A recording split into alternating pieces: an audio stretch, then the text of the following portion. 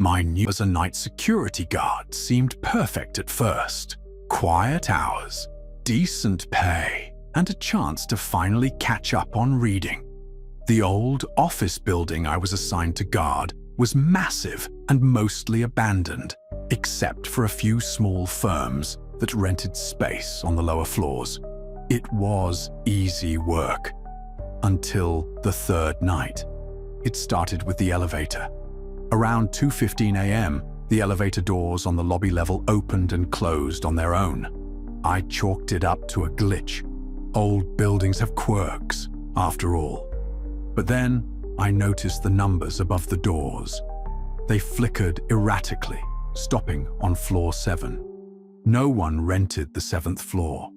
Against my better judgment, I grabbed my flashlight and took the stairs.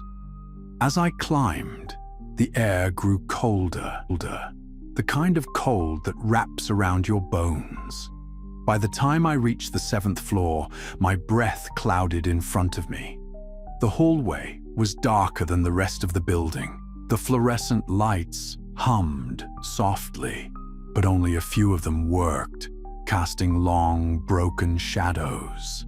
The air smelled stale, like something left to rot. I shone my flashlight around, the beam bouncing off cracked tiles and peeling wallpaper. The doors along the corridor were locked tight, except for one at the far end.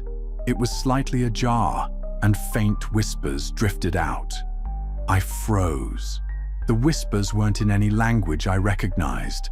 They were layered, overlapping like a dozen voices speaking at once, too soft to make sense of. "Hello?" My voice cracked as I called out, but the whispers didn't stop.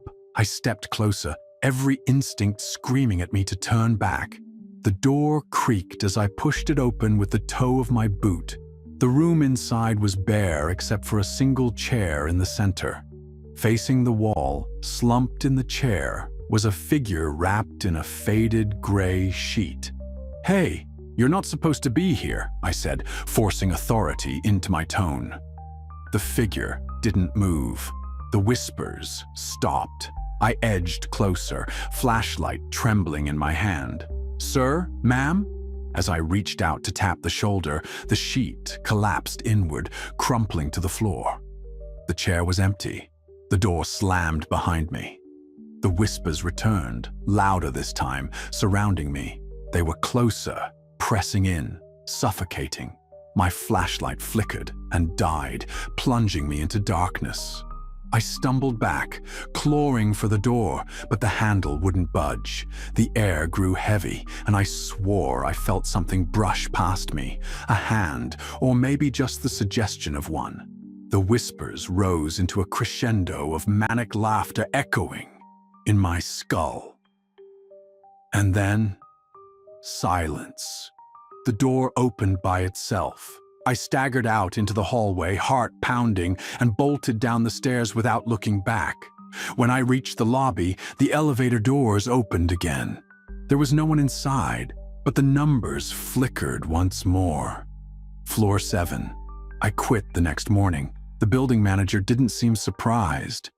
"Not the first," he muttered as he handed me my final paycheck. I pressed him for details, but all he said was, "We don't talk about the 7th floor." I still hear those whispers sometimes in the dead of night when I'm alone. They sound like they're calling my name.